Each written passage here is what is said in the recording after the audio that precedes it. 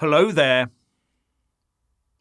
Politicians will do what it takes to defy the wishes of the electorate because they think they know better.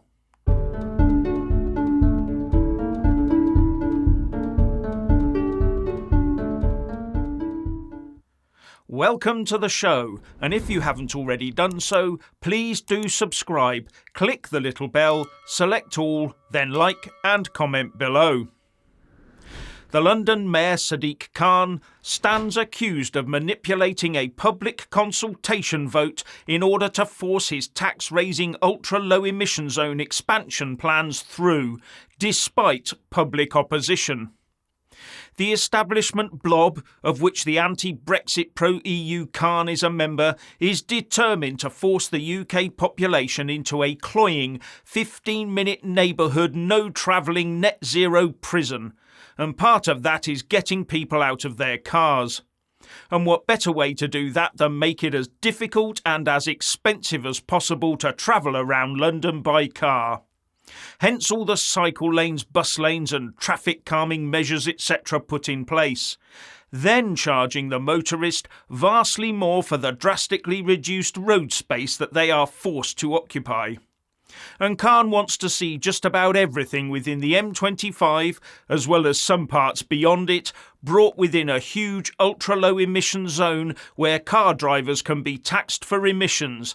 And then, in the electric car future, that system can morph seamlessly into congestion charging. But to get there, Khan had to hold a public consultation, where he said that the ULEZ expansion would happen unless the people of London voted overwhelmingly against it. And that translates into, if the majority voted against it by a few percent, he could still carry on with it. In fact, 59.4% of respondents, a large majority, voted it down, and he still gave his ULEZ plans the go-ahead. But it's now come to light that he allegedly buried 5,200 votes that could have potentially turned the result to over 62% or more against his plans. Now, City Hall rejected those votes on the basis that they were merely copy and paste emails and letters sent in. And the canned blurb in these are usually helpfully provided by campaigning groups, but it's an easy and lazy way for the blob to reject them. Now, I do wonder how many copy and paste style responses were accepted on the pro-ULEZ side. Anyway, Howard Cox of Fair Fuel UK said that Sadiq Khan must be subject to an immediate independent public inquiry as to his immoral behaviour in the way he has implemented the ULEZ expansion. He deceitfully and consciously excluded 5,000 supporters of Fair Fuel UK and their legitimate responses to the ULEZ consultation because they objected. The trouble is that the blob likes Khan's plans, so subjecting him to anything other than honours and praise will definitely go against the grain. And just think, even with a 59% vote against, Khan can still claim to be democratic while ignoring the will of the people. What next? You'll get the government we tell you you're going to get unless you vote overwhelmingly against it, and we'll define what overwhelmingly means. And now to a question from Nick about a Scottish independence referendum. And don't forget, we're here every evening at about 6 o'clock. Hi Jeff, I have a question. With Nicola Sturgeon seeming hell-bent on holding a referendum in Scotland with or without the permission of the UK government, is it possible that should such a referendum be held and the result be a leave answer, that the UK government could be forced to recognise the result of that referendum, whether legally or sanctioned or not? In other words, essentially, if she won that referendum, we have no choice but to grant Scottish independence, whether the vote was with Whitehall's decision or not. Thank you very much. My name's Nick. Have a good one. Bye-bye. Yes, there are many in the Scots Nats camp that think if they held an internal referendum and won it, they could just declare unilateral independence. However, that would have legal ramifications down the line. For example, how would foreign powers view the Scottish constitutional position? And what about the international money markets? Possibly why Nicola Sturgeon set up those so-called embassies where she could around the world to influence governments. Anyway, Sturgeon seems to have recognised the difficulties and said she would only follow the legal route, a referendum held with Westminster blessing. But were they to hold a wildcat referendum, they would need to probably get over 50% of the electoral vote. Not just a majority win, but over 50% of the whole electorate to stand any chance of anyone taking any notice. Otherwise it would be regarded internationally as a mere stunt. And all it would therefore take to stymie those plans is for the Unionists to stay at home and not participate. Then probably less than 50% of the electorate would actually turn up. There is also the legal difficulty of holding such a vote. What if local authorities in Unionist areas refuse to set up polling stations on the day, or refuse to even prepare for the referendum? The only way forward I see for the SNP is to get Westminster approval for another once-in-a-generation referendum. And in the meantime drive as many wedges as possible between Edinburgh and London as they can, even if it hurts the people living in Scotland. And I regard the gender recognition bill that Sunak has rejected as one of those cynical SNP moves.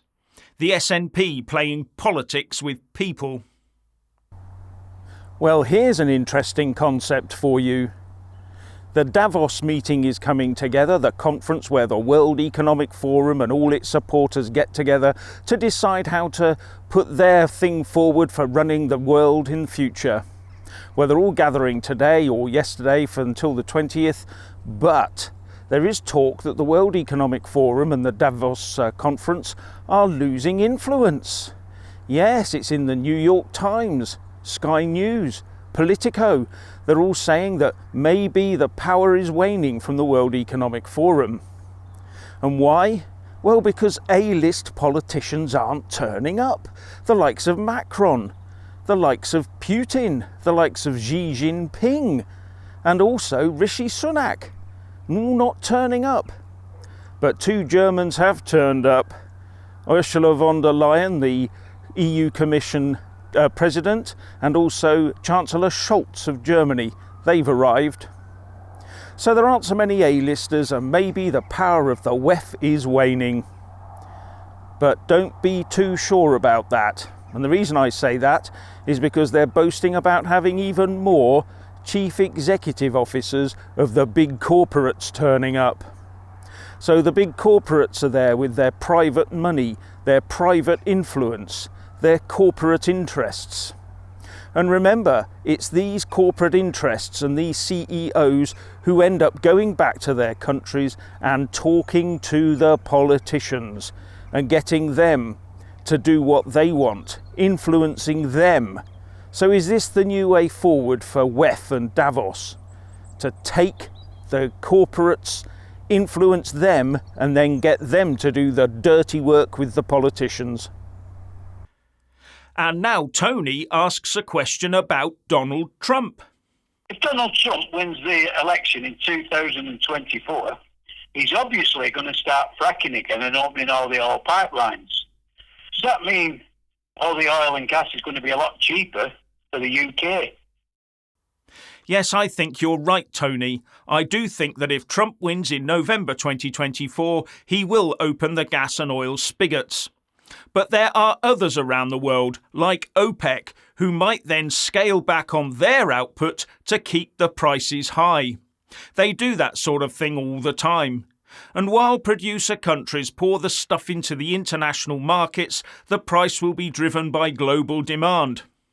Consumers would only see lower prices if a country that produces gas or oil made it a legal requirement for its own citizens to be supplied first at a reduced price.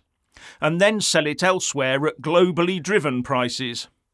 But that would go down internationally like a lead balloon, because the net zero zealots in governments around the world know that to meet their aims they need eye-wateringly high oil and gas prices. So in my view, unless net zero is scaled back, prices for oil and gas will only get higher and higher. Now don't forget to leave us your question on 07999 297 611 and we might play it out and answer it on the show. And please, if you do find a video of interest on social media, please send the link to jeff@jefftaylor.tube. Now let's have some musings from Richard. Right, you lot. Do you think that our betters who attend the certain meeting in Davos, do you think they're being well behaved and living the exemplary lives that we are supposed to follow? Yes, we've always been told and preached to by these people in terms of how we should live our lives. Well, apparently there is a booming trade taking place in Davos right now, where let's just say certain people will be charging £2,500 as part of the oldest profession in the world. Yes, that's right. They'll be charging £2,500 to meet the incredible demand for such, how can I explain, shenanigans, yes. So these individuals who represent us now, globally, apparently, well, they don't even represent us. These people who are controlling us, our betters, we must not forget, these people are our betters. You know, people like, you know, King Charles who turns up, and, you know, we've got people like Jeremy Hunt and Matt Hancock who are apparently, allegedly, very much connected with the organisation that seems to have quite a party, we'll say, in Davos. So, yeah. Wow, £2,500 a night. I'm in the wrong game. All right, you lot take care, and I'll speak to you soon. Bye for now. Thank you, Richard. And finally, when subscribing, please don't forget to press that little bell and also select the all option, or you won't get any notifications when I publish a new video. And thank you all so much for taking the time to watch the show.